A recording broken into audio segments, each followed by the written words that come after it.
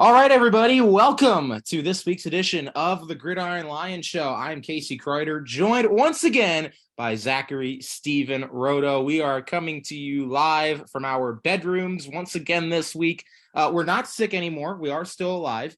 However, the reason we are not meeting with you in the same place tonight is because there's about 4 inches of snow on the ground right now in State College, Pennsylvania.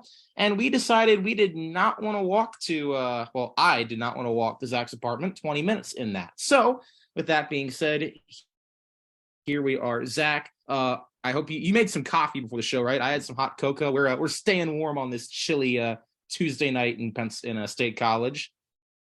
I was just about to say my heart is racing almost as much as it was after the Monday night thriller we got ourselves last night, which I had to just we'll get into in a couple minutes, but I made sure to rewatch the highlights right before this episode just to make sure I could recapture some bit of that frustration that I dealt with.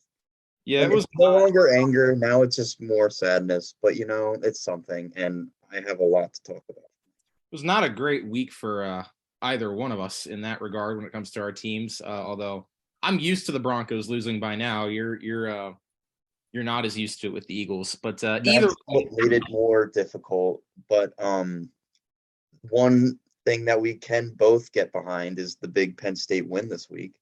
yeah, actually, we can do that, and we'll actually start there with this show, as we do every week on the Gridiron Line, coming down to the end of the regular season here. But Penn State last Saturday going up against the Maryland Terrapins, whatever a terrapin is, which I'm still not entirely sure. Like a tortoise or a tortoise turtle type. Tortoise, turtle. I don't know. It has a shell and it's really slow and they're not good at football. So Some Franklin type thing. But anyway, Penn State won that game 30-0. Yeah, I was expecting a close game. Maryland's a competitive team. They came in at 6-3. And I thought they were going to give us a good, decent run for their money, for our money. But Maryland likes to run kind of an air raid style offense, and they don't really run the ball that much. And that was on full display. And when you're playing in a game that's in the rain, that's not usually conducive to the passing, and that coupled with Penn State's defense just absolutely suffocated Maryland. Zach, I know I was at the game, as I did for the Northwestern game. I went to the game, stayed the entire game, got really close to the field by the end of the game, and also got completely soaked. But Zach, I know you also watched a good chunk of the game as well. that's generous. Well, I'm trying to make you feel good. You're an expert here. You watched enough of the game to get the idea, though. It was just pure domination by Penn State. Yeah. From what I saw Sean Clifford overthrow Parker Washington. Parker Washington beat his man by a good 10 yards. He had like a walk-in touchdown and he just missed him. And then on the other side, but we still were driving the ball. We were running all over them. Nick Singleton had one of those games again. And on the other side of the ball, Talia just couldn't do anything. And I was expecting him to be like an actual threat against us. Yeah. I've heard nothing but good things, and I did not see any of that. He did not look good, at least from the sample size that we got that game. No, he was really bad. 11 of 22 for only 74 passing yards throughout the course of the game. And a lot of it was due to that Penn State defensive pressure they got. I mean, they just were blitzing like crazy. They beat Maryland's offensive line almost every play, it seemed like. The Terrapins just could not get anything going on offense. And as far as Penn State's offense, Clifford had an okay game. Didn't really do anything great. Obviously, tough conditions for throwing the ball. But once again, Zach, the running backs, Nick Singleton, Katron Allen, combined for nearly 200 yards. And it was Singleton this time who had the big game. He had 11 carries, 122 yards, and 2 touchdowns. I think both of them actually were on 4th and 1 plays. But once again, Penn State's ground attack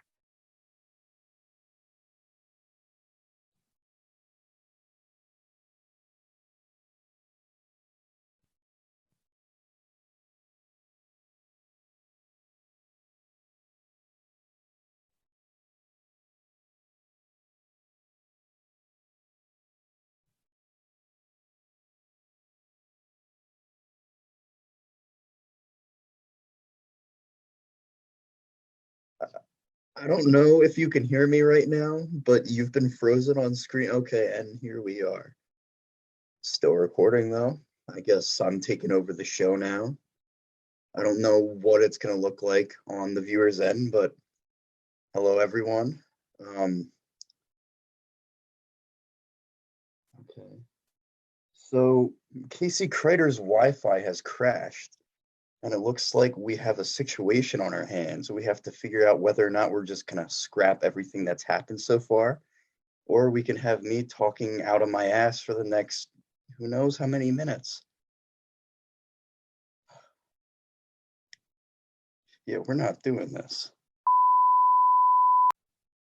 Okay, welcome back to the Gridiron line. I'm back. Glad to be back. We had a little recording issue, actually major Wi-Fi issue here at our apartment. My Wi-Fi just decided to take a poopy. So anyway, Zach thought he was going to have to do the show solo there for a few minutes.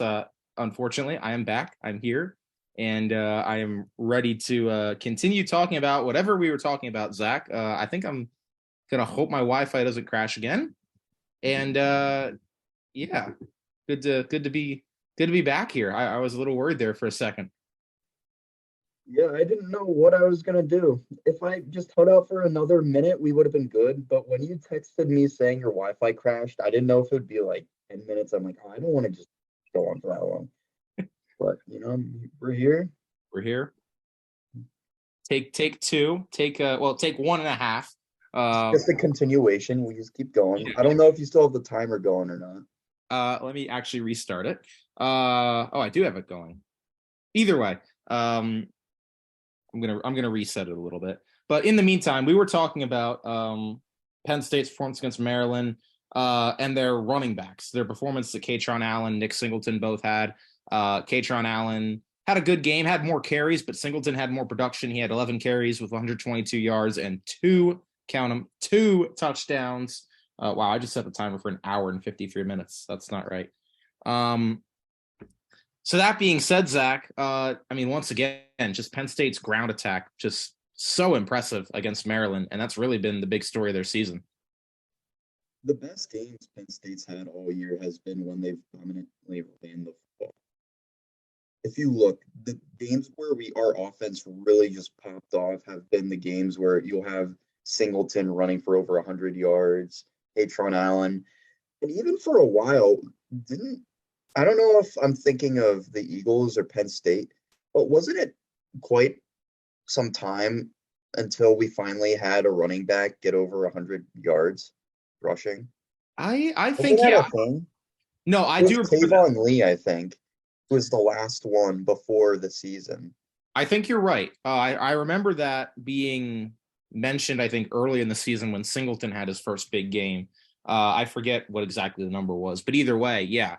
It had been a while, and it's been impressive just to see how good they've both been.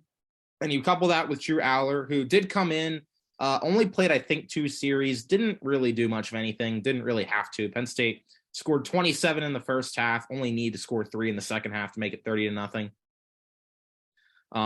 But you couple like those 3 together, Zach, and you couple that with a defense that's going to be losing some players, but is going to be keeping some players, developing some more young guys. And this team, they're continuing to look like that they could be even better than they are right now. And right now they're 8-2, they're 11 in the country, and they're pretty solid. They shouldn't lose another game this season. There's no reason they should, especially with how they're playing. I don't think there's going to be a letdown. They'll finish the season strong with Rutgers and Michigan State. Probably get a fun bowl game. Yeah. And then there's a chance for Sean Clifford to end the season or end his Penn State football career on a really high note. Yeah, I agree. Penn State will play Rutgers on Saturday. That'll be at Rutgers.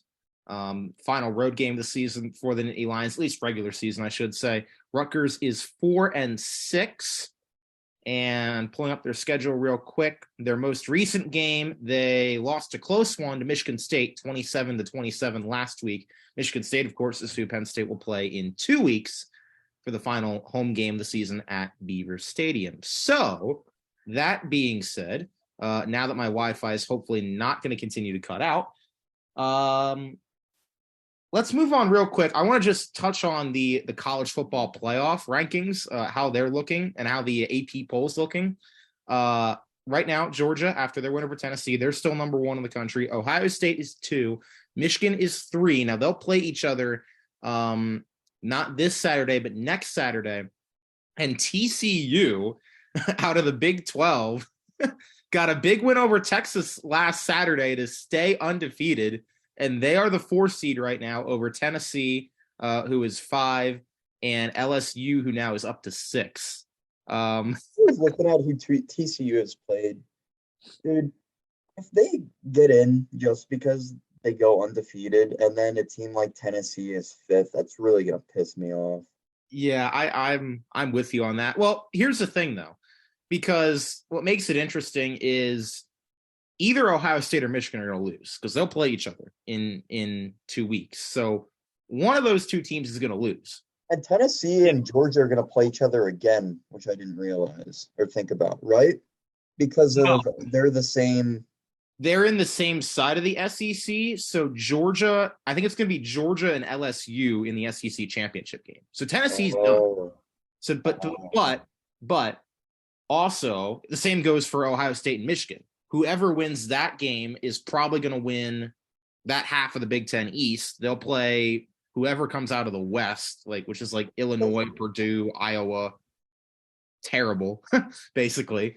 So that's going to be an interesting situation, though. If TCU does end up going undefeated somehow and they get in, then do you put in a 1-loss either Ohio State or Michigan team or a 1-loss Tennessee team? Because that's who that 4th spot would probably come down to. And I don't know. That's tough.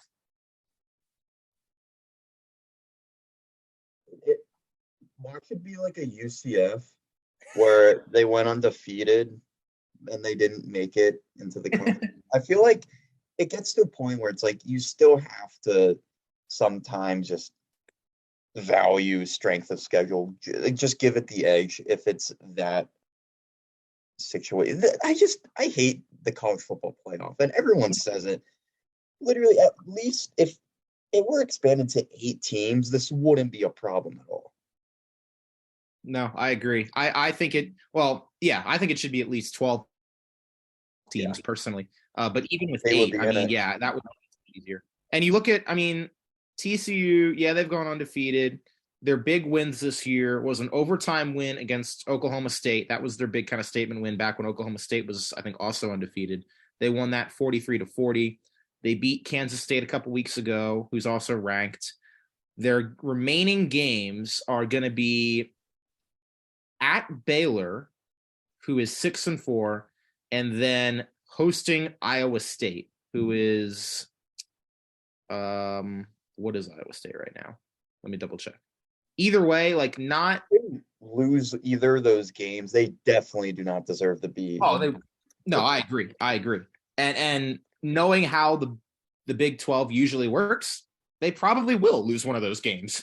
But that being said, and then obviously they play in the Big 12 title game after that. But Iowa State is 4-6. So, if TCU can somehow find a way to win those games, that makes things very interesting. But I agree. Their strength of schedule has not been nearly what the Big Ten or the SEC have had to play with this year. So that's going to make a really interesting dynamic in the college football playoff race. But that being said, we'll see how that plays out. We'll give you another college football update next week. Let's move on to the pros, the NFL. There's a couple big games we got to talk about this week, Zach. I do want to get to the Eagles, but let's start with what happened on Sunday. Finally forgot about it for a few minutes. Sorry. Anyways, continue. Let's start with what happened on Sunday. Sorry. And probably, geez, I didn't think I was sick anymore. Maybe I am. Zach sipping his coffee. I really wish I had some cocoa right now. Fired up. I'm ready to go. But anyway, okay. Talk about game of the year probably in the NFL this season. Vikings, Bills, just an absolutely insane ending to that game.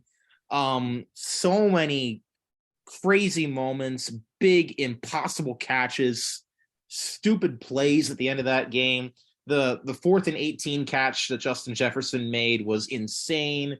The goal line stop by the Bills, only to then turn the ball over in the end zone. Josh Allen fumbles the snap.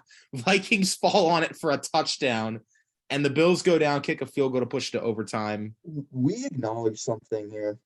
Yes. What is that was the Bills' third loss now, right? Or second? Third loss. Third loss. Yes. Now, from what I've seen, that is the second loss now where the game was on the line and Josh Allen just made a critical mistake and they lost the game because of it. A couple Remember of them. the Dolphins game? They were in position to score. He had a dude open and he threw it. I can't even say at his feet. It was not even there. It was uncatchable. And then this fumble this past game, and I'm pretty sure, I haven't looked for myself, but someone told me that he currently leads the league in interceptions. Is that true? I think that might be true now, because it was like Matt Stafford, Matt Ryan, but they have either been injured or benched and then subsequently put back in the game because Jeff Saturday exists. But Josh Allen is still like an elite, amazing quarterback, but I feel like people need to also be a bit harder on him too and like acknowledge the fact that he's not like he's had quite a few errors this season too. That's the thing. Like I remember watching the Packers game a couple weeks ago, and he made a couple really bad throws in that game, and it didn't end up costing them that game, but they lost the game against the Jets. And then this game, it was crazy. All Josh Allen has to do is get the ball half a yard on a QB sneak out of the end zone, and that's literally the end of the game. The Vikings only had one timeout. They couldn't stop it anymore. That literally would have been the end of the game. Not only does he fumble the snap, but he can't fall on it for a safety, which still would have had the Bills in the lead. He instead can't get it. Eric Kendricks, I think, was the one that fell on it for the Vikings. They get a touchdown. Now, give Allen credit because he made some good plays to set up overtime. But then he had the chance when the Vikings could only get a field goal to go down and win the game, and throws that interception at the goal line to Patrick Peterson. And it's just like, dude, you gotta win those games. Like, you gotta make those plays. And it was when the Vikings got the ball in overtime, like it was almost like deja vu from the divisional game last year, where it was like, oh, Bills aren't going to get to touch the football. Josh Allen, isn't going to get back on the field. But like, bro, if you fumble the ball when you have the win in the bag and then you throw an interception, you don't deserve to win that game. Like, it was wild how it all unfolded. And yeah, I agree.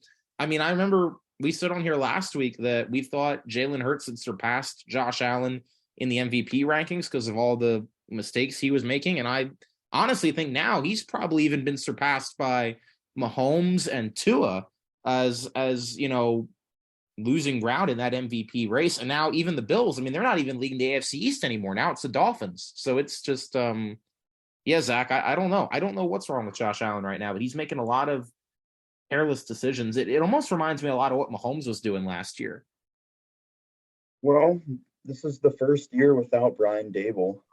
That might have something to do with it. I mean, Josh Allen's still, at the end of the day, a franchise quarterback. He's gotten to that point, but it's always good to have that great mentor who he's had since he was drafted. Yeah, I agree. It's just weird, though, because the Bills, they started off the season and they looked like unbeatable. Like, they looked so good. Allen was making all the right plays. Defense was being amazing. And now they're kind of going through a bit of a midseason slump here. They will play, obviously, this week they'll play the... Actually, wait, they might... Oh, no, they play the Browns. Okay. But either way, they got to try and get things turned around because these past couple weeks have not been pretty. They've got 2 straight losses. How about the Vikings, though, Zach? I mean, we were here last week, like, saying, oh, they're going to get exposed. Like, they're not for real. Like, dude, now they're 8-1, tied for the best record in the NFL. Like, they... That game tells me 2 things. Okay. One, that gives a lot more credit to the Eagles' win against them because they played extremely well against the Vikings. They made them look awful. Yeah. And then also the Commanders with Taylor Heineke are a completely different team. Because Yes. they played the Vikings really close just last week, I believe. Yeah, I And then agree. they actually beat us. That team just, and from when we played against them with Carson Wentz, you can tell this team, like, Taylor Heineke isn't a franchise quarterback, but the team at least plays inspired and gets behind him, and they're at least like, exciting. Yeah, I agree. I agree completely. So that being said, should we talk about that now? I feel like we only I'm just we gonna have to. I'm just gonna let you kind of take the floor here. So last night, obviously Monday Night Football, Eagles Commanders, and Eagles come in undefeated and end up. There's a couple crucial plays late in that game. Eagles are down at halftime. They fall down by 9, score touchdown to Devontae Smith, and from there everything just kind of goes wrong. It seems like for the Eagles, and Washington gets the win, knocks off the undefeated Eagles at home. Zach, I'm just gonna let you take this one. What are your thoughts? Okay, let's just start with the beginning. As always, Eagles, I mean, they're usually great at starting games. They come out, take the lead, things are looking good. There's the fumble, which gets us right in scoring position early on. Take the points, boom, automatic lead. Then it continues like that for a while. We're looking good. And then it just gets to a point where every single drive, it's just Washington has the ball the entire first half. Literally, the time of possession was just completely lopsided.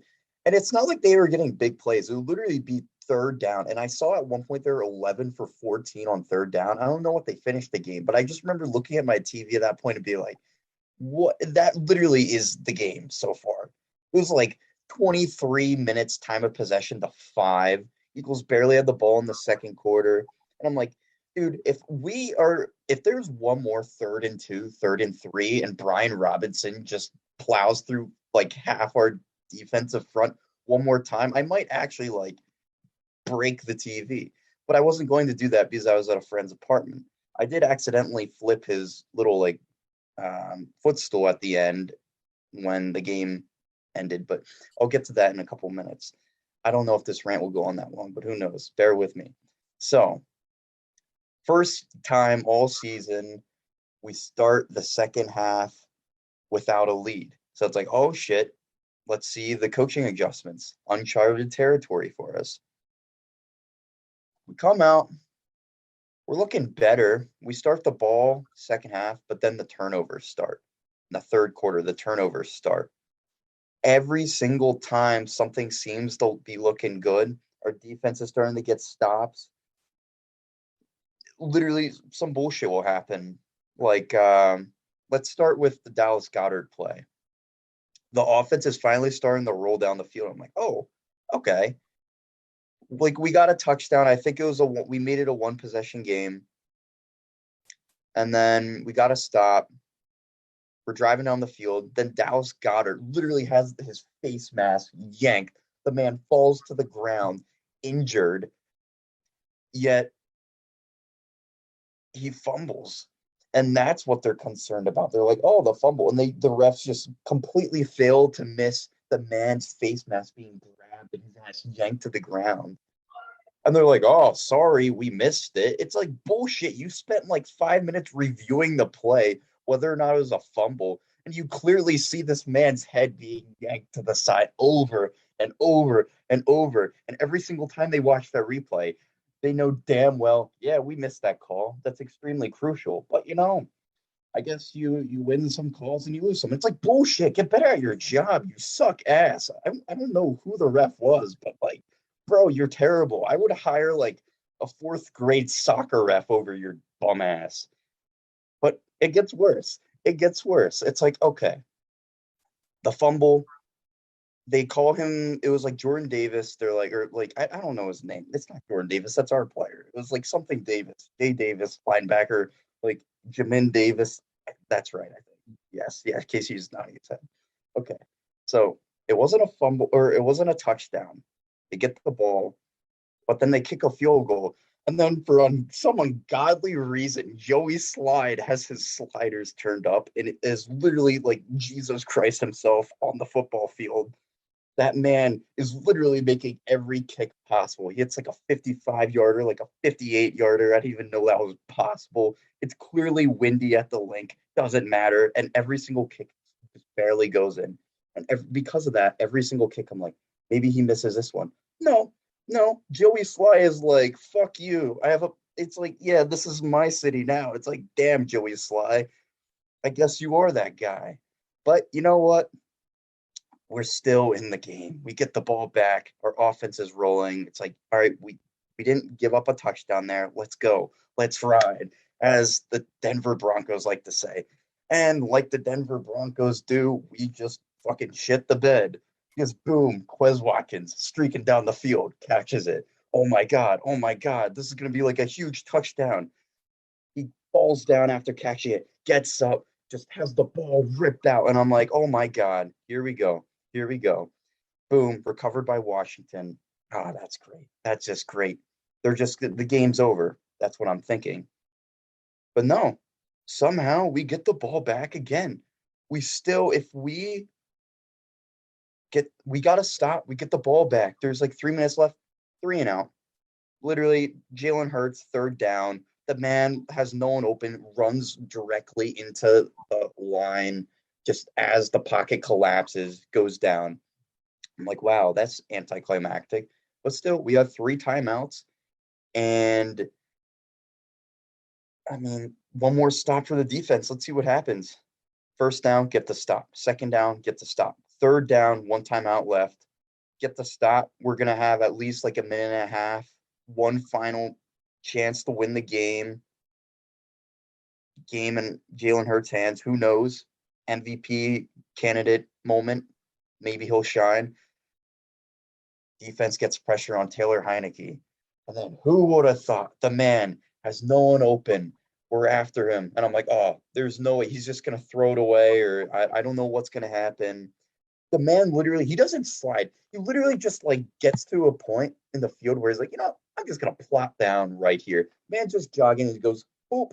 And then much to not only my surprise, but everyone actually playing in the fucking football game, including Brandon Graham. It's like, oh, this man just went down right here, right here. So they're like coming at him full speed, trying to sack him to prevent anything from happening. And then what really pisses me off is the ref when he threw that flag. Hold on, I need to demonstrate because this is literally the ref. He stood there as this happened. He was like he tossed that flag with sass, and I was like, "Oh, this asshole's gonna get it now." Like that play was what really pissed me off and led me to flip that footstool, dude. And it wasn't intentional. It's literally like my leg just kicked up because it was like, damn, this guy really is an asshole. He just hates Philadelphia. So, so basically, we lost that game.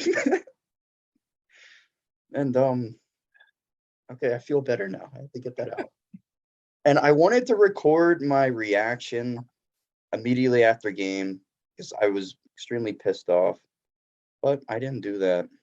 And I tried to limit my expletives during this, but sometimes it just really felt right. And if I recorded it after the game, I think it would have been just like 90% curse words. So, would have lost all our young audience.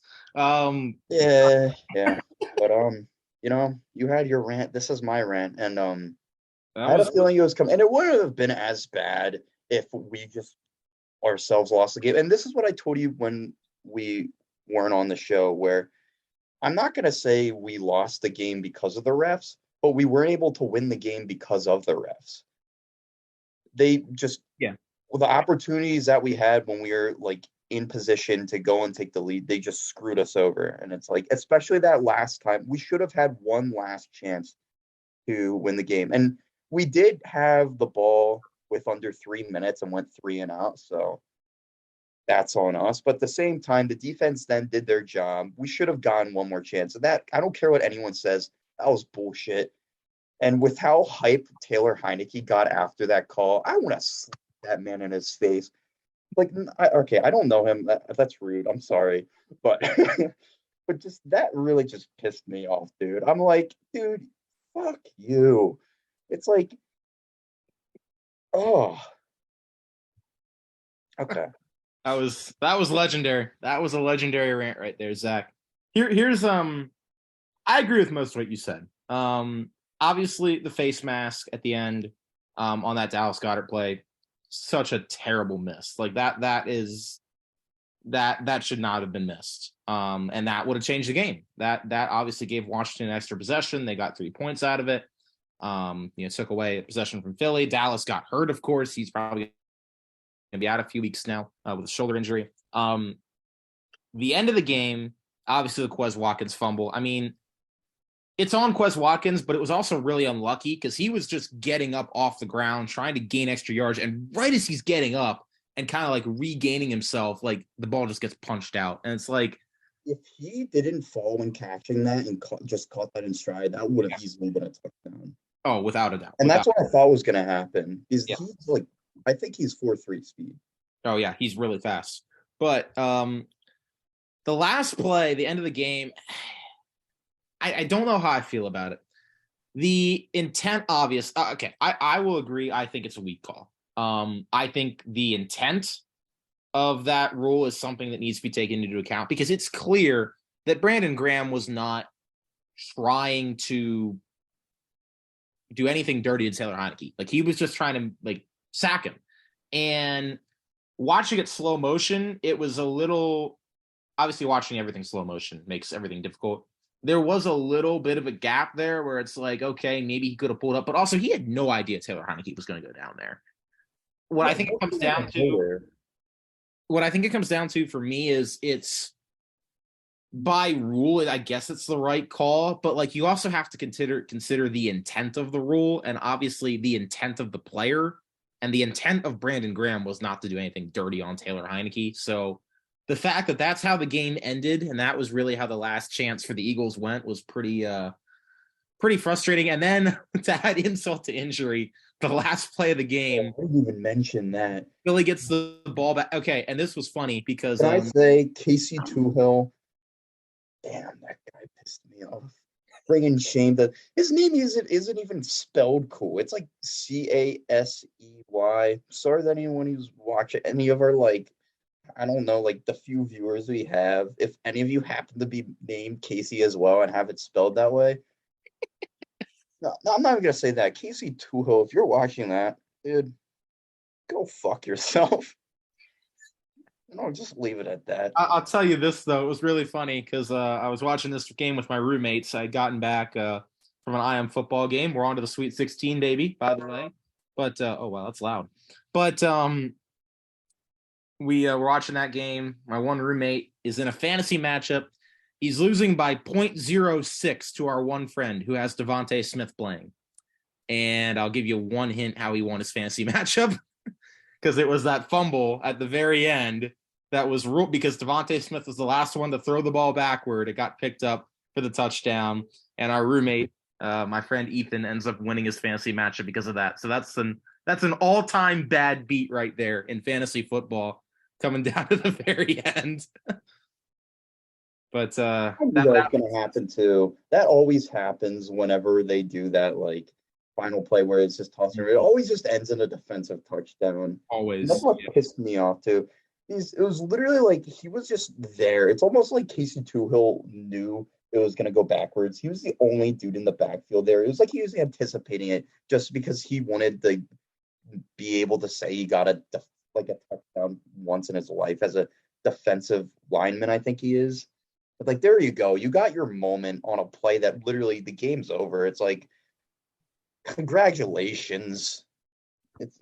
And then he was like so hype. And I think he started the gritty and he was just like dancing. I'm like, dude, I would do the exact same thing if I were you. Yeah. Which is, and it's like, and if I did that and the fans of the other team would have all right to call me a fucking asshole and tell me to go fuck myself. So you know what, Casey Tuhill, go fuck yourself. And I've already, all right, if we get our first loss of the season, it's only fair than the first half of the episode. I already have probably double the amount of F-bombs I've dropped throughout the series, but you gotta cope in some ways, man. Well, we were worried. You were a little worried about this being a trap game, and it did kind of end up being that. And I will say, you mentioned it earlier. This Washington team looks so different with Taylor Heineke versus Carson Wentz. It's crazy. Even a couple years ago when he stepped in for the wild card game against the Packers, I remember like they had a chance at beating Aaron Rodgers. It was the Bucks. It was the Bucks. But yeah, it was the Bucks. Right. Yeah, right. still way. Tom Brady. That's even better. That was the year they won the Super Bowl too. Yeah.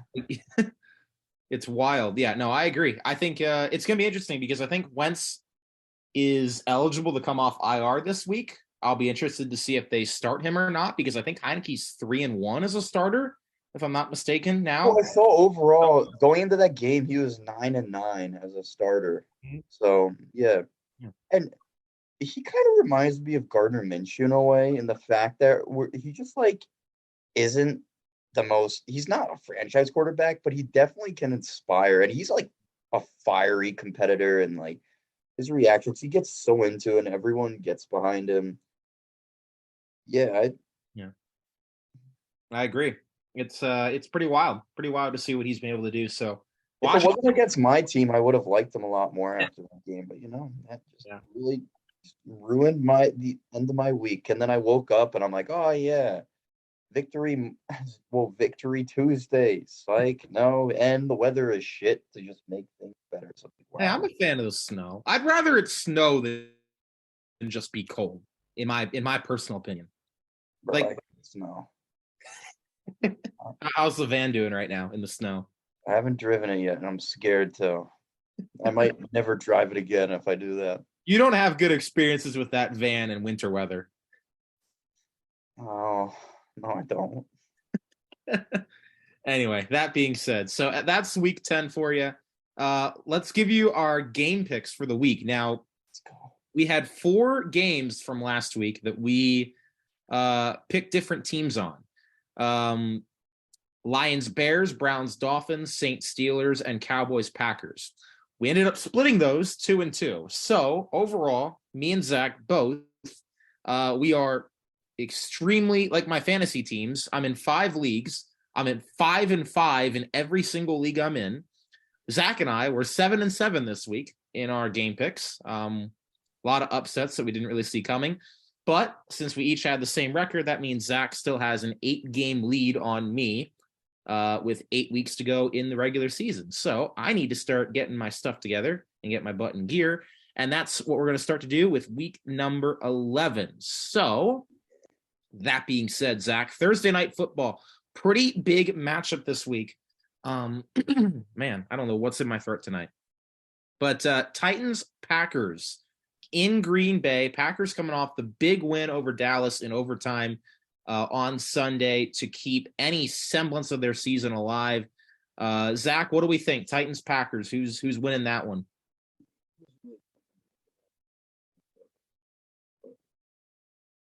What'd you say, Zach? Nothing. I have the just forget it. I have the Titans winning that game, I think. Do I? Do you? I don't know after last week. If it's at Lambeau, now that it's getting cold. But also the Titans are built to play well in the cold. They're built for that kind of like late season. This is a tough one.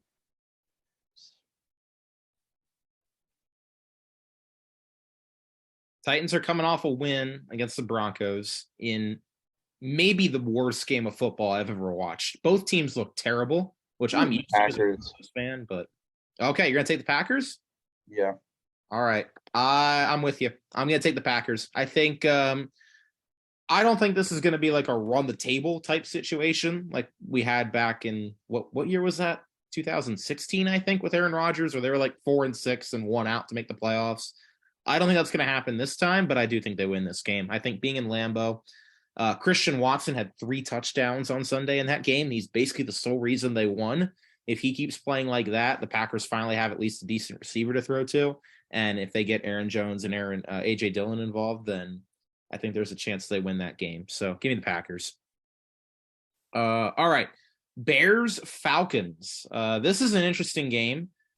Two teams that are not great, but can be occasionally fun to watch. Zach, what do we think here? This game's in Atlanta, by the way. You gotta wonder when Justin Fields' hot streak is gonna end. And also with Justin Fields, I saw this Dan Orlovsky quote where he said, "Oh, he has to be considered for MVP No, if he keeps his." No, no, he does not. He's established himself as an amazing rushing quarterback. What he's done the past few weeks now, like running the football, has been amazing. It's kind of like Lamar Jackson. At least his first couple seasons, especially the MVP season, where he was just unstoppable running the ball. But if you look at passing, he's had one game all season where he surpassed 200 yards, and it was 205 or something like that. Like, it's just, he's put up these video game numbers the past few weeks, so now everybody is just going to be like, oh, look at that. But I feel like he's going to come crashing back down to reality. And he's still, you got to credit him where he's finally showing improvement. And with that roster not being the most talented in the National Football League on paper, I mean, with what he's given, he's doing a good job. So, what's funny? I picked the Bears last week. I'll let you go. All right. I just want to say he's put up those numbers and he's performed so great, and he's lost. Like both the last two games, he's rushed for like 150 and lost, which is pretty crazy. But what do we think this week, Zach? And that's a very good point too. Like, they lost this past week, and even last week they had the lead, and then they lost to the Lions, who've had their struggles. As much as I want to pick the Bears, I can't. I got to pick the Falcons. They just lost the Panthers, but that's sort of just the Falcons this season. They're very inconsistent, where they'll lose to the Panthers, but then they'll just win the next week and just hover around 500. And I think they'll do just that. I think they'll beat the Bears at home. We got our first disagreement of the week. I'm taking the Bears. I think this is the week they win. The main reason I say that is because the Falcons just gave up like 200 rushing yards to the Panthers of all teams. And this is the Panthers without Christian McCaffrey, mind you. So, and Marcus Mariota played awful that last Thursday night game. I think the Bears have been playing too well the past couple weeks to not grab a win somewhere. And I think they match up well enough with the Falcons that it's going to be here. But we'll see. A lot could happen. And also, I have like zero faith in the Falcons. That's literally like one of those games. I'm just back and forth. I didn't know. I was tempted when you said that rushing stat to switch, but you know what? I'm just gonna, for the sake of entertainment, just ride with it. Yeah, because we need to disagree on more games. That way, maybe it could like get closer. See if I can close in. We'll see if we disagree on this one. I don't think we will. Don't let me down, Falcons, please. Eagles and Colts. The Eagles letting me down. Eagles going to get the Jeff Saturday experience. Jeff Saturday, 1-0 as an NFL head coach, now traveling to take on an Eagles team coming off a loss. Eagles are going to win this game. They have to. There's no way they don't come out after a loss and find a way to win this in Indianapolis. I think, especially against Jeff Saturday, who, I'll be honest, did a good job against coaching against the Raiders, but like, dude, this team's still not that good. Like, Eagles are going to bounce back. They're going to win this game. You know what? Oh, no. No, we're not starting this again, are we? The Eagles just lost on Monday Night Football. Yeah. And they're in luck because now they're playing on Sunday.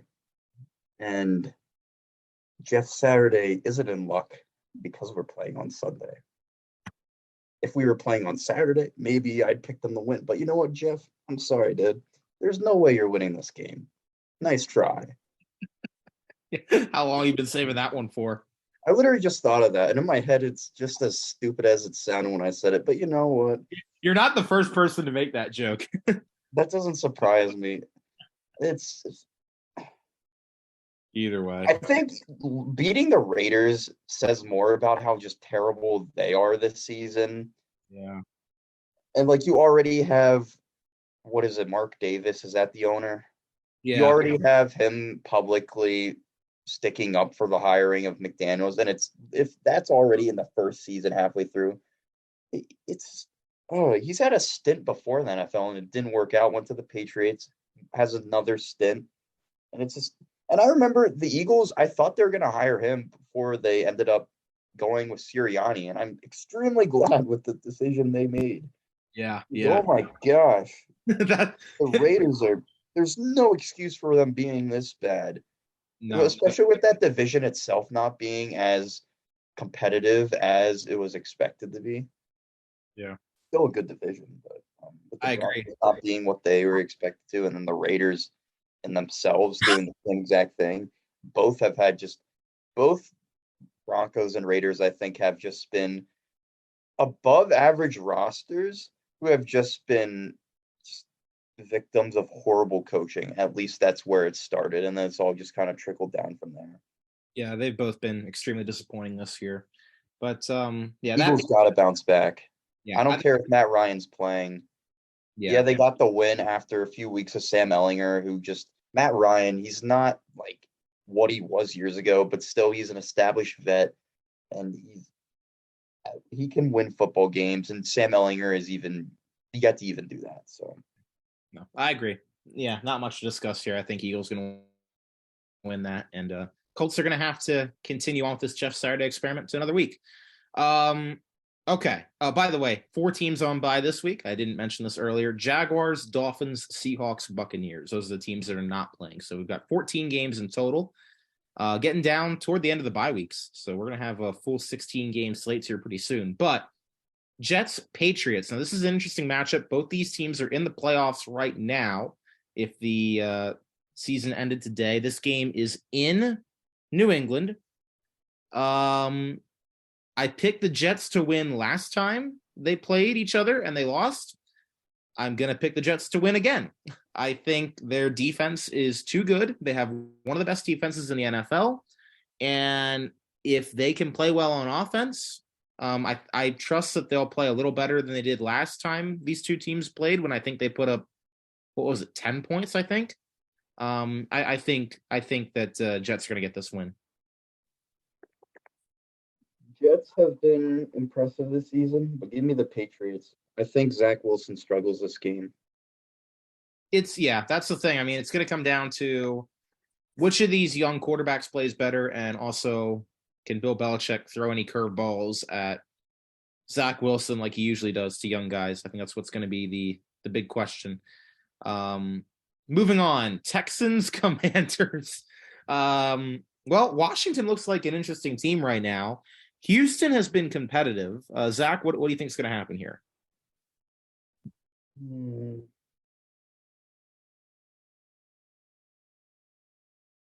I think the Commanders get another win. Okay. I think they're 6-5. Somehow.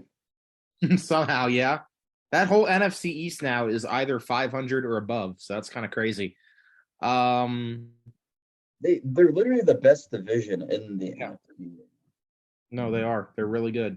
But that being said, give me Texans in an upset. I actually kind of believe this. I think that the Texans have played too many close and decent games the past couple weeks against good teams.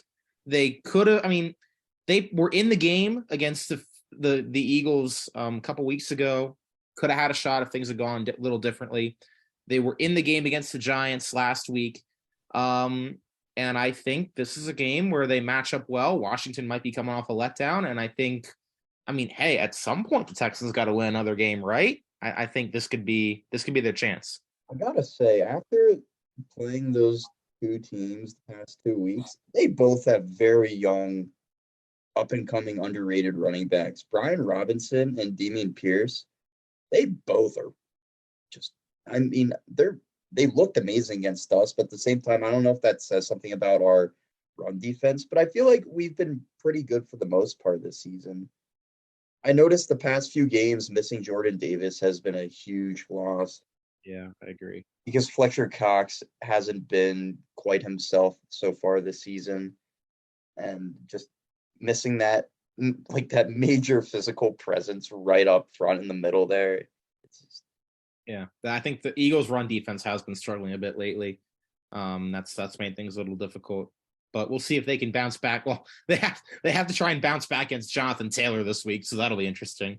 But and then we play Derrick Henry too. So I saw the slate of running backs we have coming up. It was like Jonathan Taylor, Derrick Henry, Saquon, and then another, and Aaron Jones too. The Packers.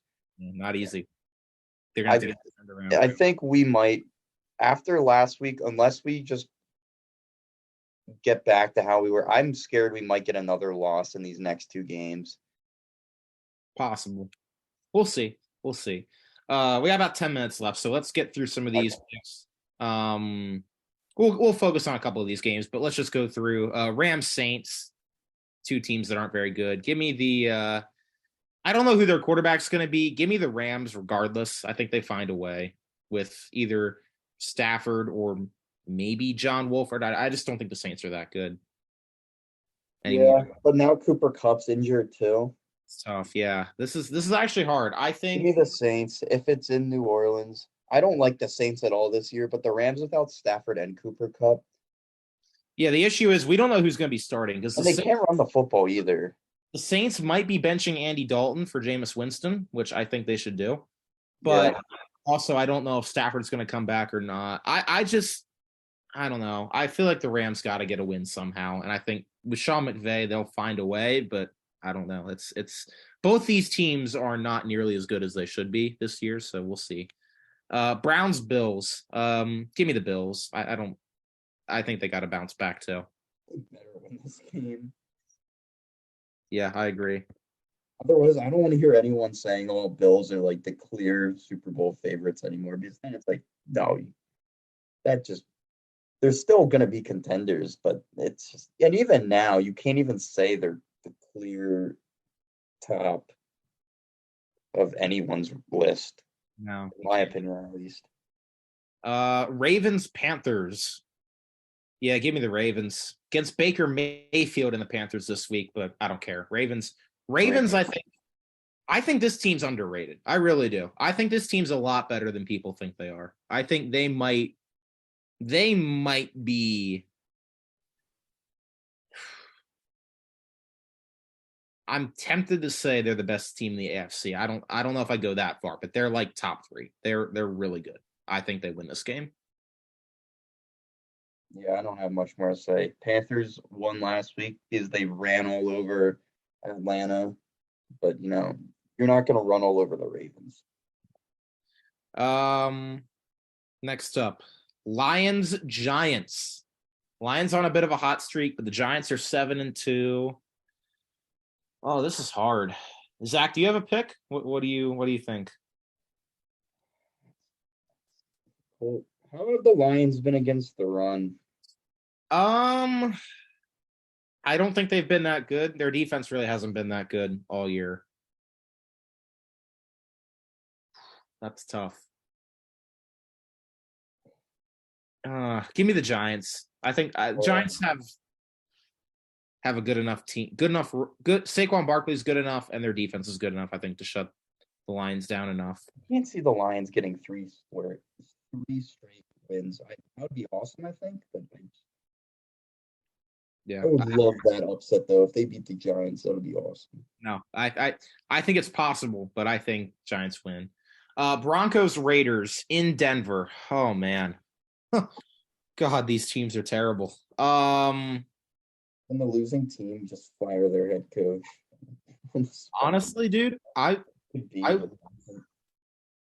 Raiders have said that they're going to stick behind Josh McDaniels no matter what, but I don't know, dude. I can't pick the Broncos to win after what I saw on Sunday, and I still think the Raiders offense, if they play right, is good enough. I think Raiders are going to win.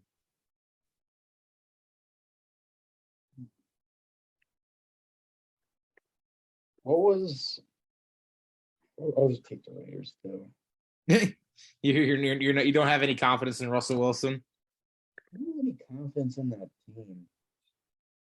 I didn't watch the game, but from everything you're saying, they just and I So know I have Melvin Gordon fantasy, and they don't have Jerry Judy now. He just went down. let me recap it for you a little bit. The first 9 drives of the game between both teams were all punts. And in the second half, every single drive the Broncos had was a punt, except for the final drive, which ended with a game-ending interception. So yeah, that tells you everything you need to know. Give me the Raiders. You said that they just ran the football over you guys, right? Not even that. It's just like it was literally a couple. I mean, it was a busted play, busted coverage to Nick Westbrook-Akina on a flea flicker they scored on. Like the Titans offense didn't even do anything. Like they looked terrible too. It's just they looked slightly less terrible than we did, and we just can't get anything going. So, and the Titans were also missing some of their best defensive players, so that doesn't help either. The reason I'm so just I don't know about this game is after that quote coming out, I could see if the team really doesn't like Josh McDaniels, then I could see them just kind of. I mean, they're still gonna try always, but I could see them almost thinking like if they get down early in the game, being like, "Dude, screw this guy." But I see the same thing with Nathaniel Hackett too. Like I feel like that could be a similar situation there, or even with Russell Wilson. Like I just think it's both these teams are in terrible shape right now. So I don't know. Teams that aren't Let's in terrible shape though, the Cowboys and Vikings. yeah, let's go to that game. Yeah, these two teams both looking really good. Vikings now tied for the best record in the NFL at 8-1. Cowboys are still 6-3, even coming off a loss. This is hard. Give me Dallas. I think Cowboys win it. I think coming off a loss, they'll be hungry. And I think they match up pretty well with the Vikings. They beat them last year. They've kind of had their number the past couple of years. I'll take Dallas. I'll take Dallas too.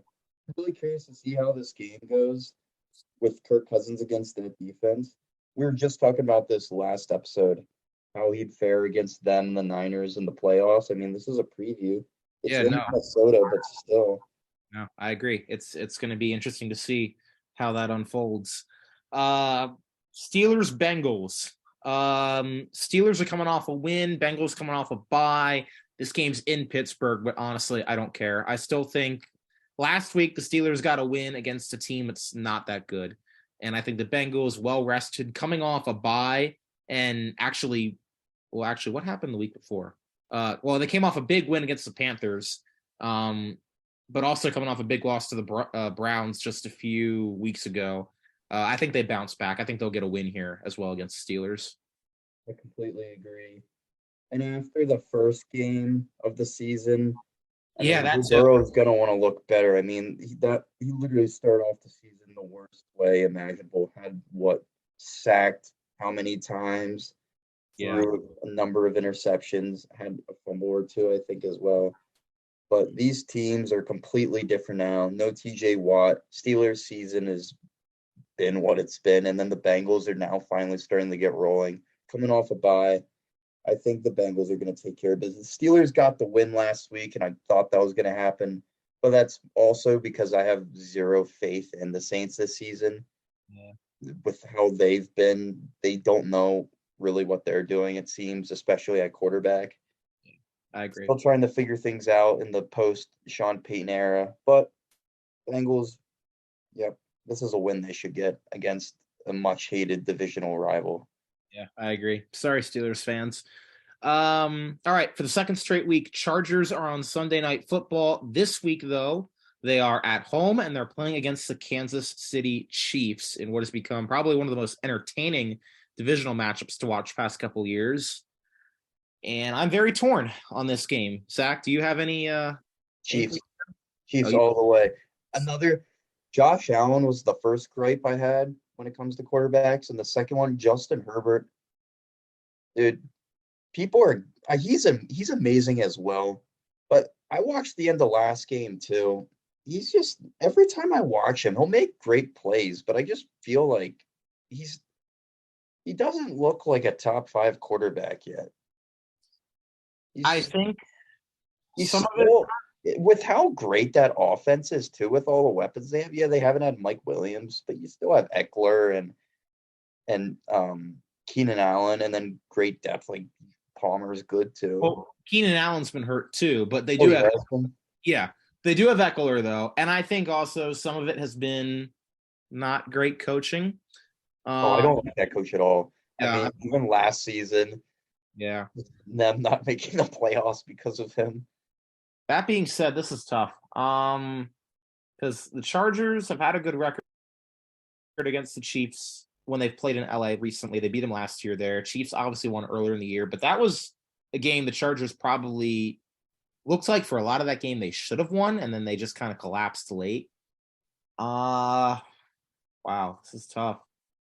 You know what? I got a gut feeling about the Chargers. I think they're gonna win this game. I think well, at some point the Chargers like this is the type of game the Chargers might have to win to really keep themselves in a good spot in the wild card race. I think they can. I think they're gonna get the job done. I think they're gonna pull the upset.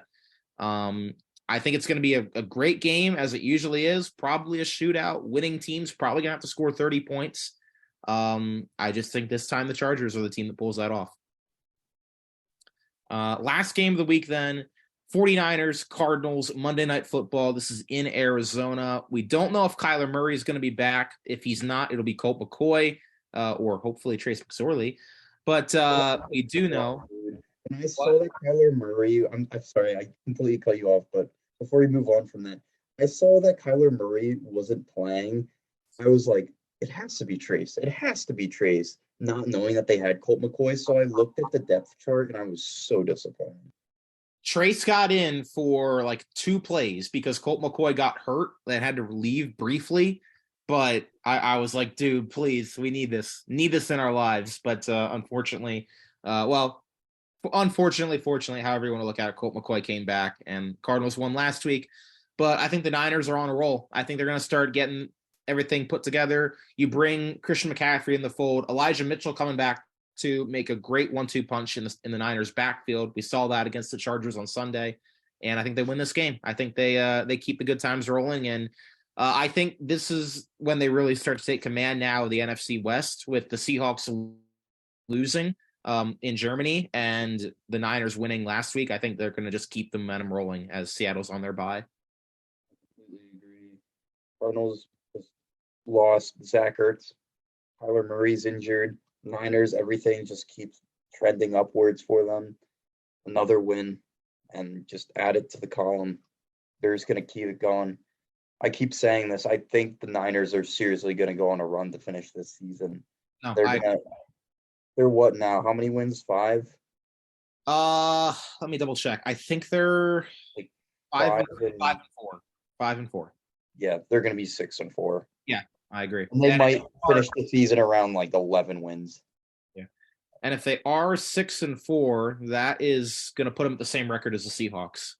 And they'll play the Seahawks in a few weeks. So that'll be interesting. Interesting. And the Seahawks, I saw, aren't they without both DK Metcalf and Tyler Lockett, at least this week?